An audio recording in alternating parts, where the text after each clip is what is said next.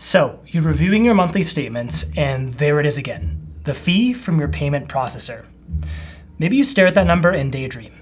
If I'm doing $50,000 a month in sales, even a 0.5% difference in processing fees could mean $250 staying in my pocket.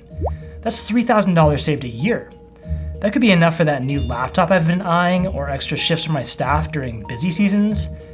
It all leads to one question: why am I paying this much to take credit cards? With this video, I'll try to answer that question and to empower you to make a choice that could save your business thousands of dollars a year.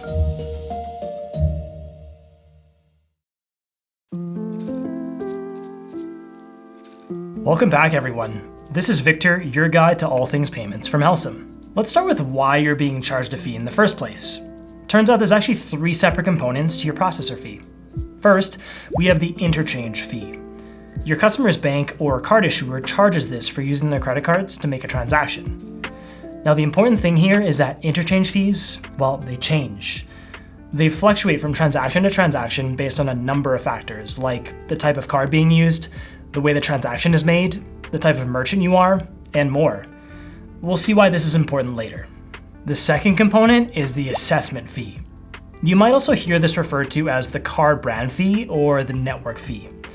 It's a relatively small fee that the card brands, MasterCard, Visa, Amex, or Discover, charge for using their network.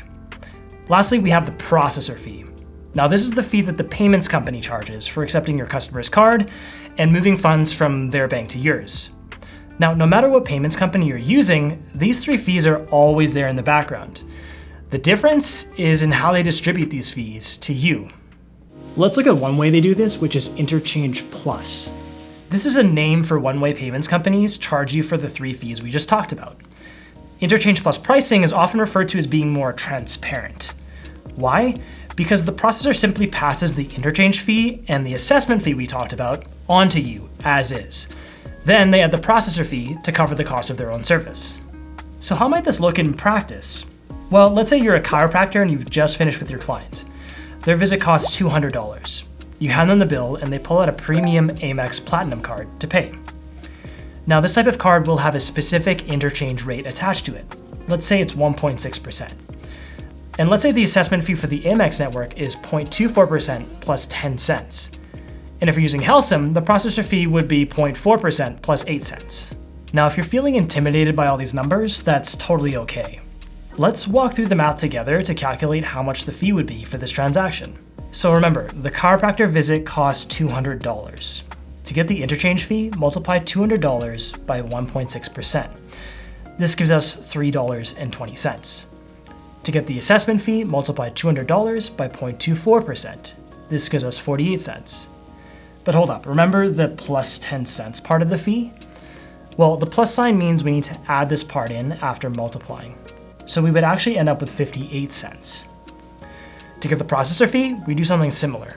Multiply $200 by 0.4% and then add 8 cents. This gives us 88 cents. To get the total fee, we just add all these parts up.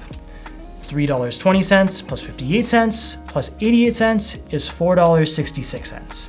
That's our fee. This is the equivalent of being charged a rate of 2.33% for this transaction. Now, the real magic with Interchange Plus happens when a customer walks in with a different card. Let's say your next client is paying the same $200, but with a regular MasterCard. This time, the interchange fee is $1.84.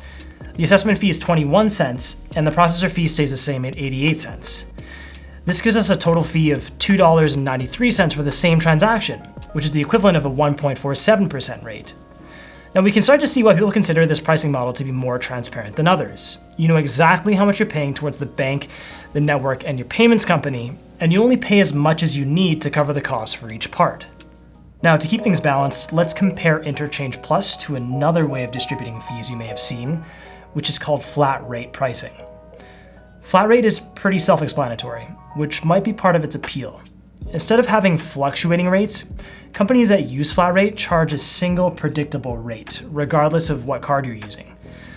While this makes calculating fees a lot more straightforward, you might actually end up paying more. A common flat rate seen in the industry is 2.9%. Now, if we go back to our last example and multiply our $200 sale by 2.9%, we end up with $5.80. This is already more than either of the fees we calculated with Interchange Plus. Now, is it always the case that you'd be paying more with flat rate? Not necessarily. There are some situations where a flat rate might be better for a merchant. For instance, if you're running a business with a low monthly sales volume and a small transaction size, like a snow cone stand, you might find that with Interchange Plus, your rates can inflate to over 2.9%. This is because the smaller your transactions are, the fixed portion of the fees, in other words, the plus X number of cents part, make up a larger fraction of the total transaction.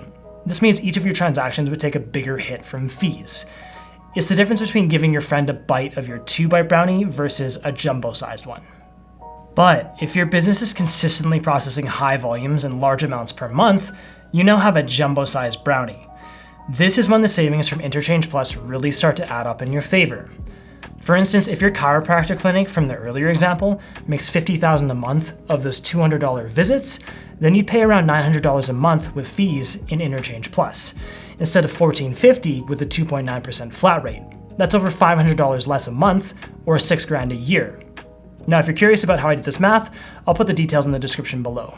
So, which way of pricing works best for you? Now, I've shown a lot of hypothetical examples in this video, but what ultimately matters is what's happening in your business. That's why at Helcim, we've created a tool that takes your actual monthly statement and does the math for you, so you can see whether you'd save money with an Interchange Plus model. Let me show you how it works. First, head to helcim.com/compare. You'll have two choices here. You can upload a recent statement from your current provider and we'll generate a comparison for you, or if you want to see more of the math yourself, you can use our comparison tool.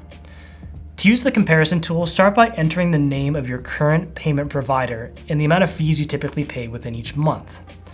Then, use the sliders to input roughly what percentage of your transactions are in person or online. Now, go through your monthly statement and enter the total amount of transactions processed with cards from each brand.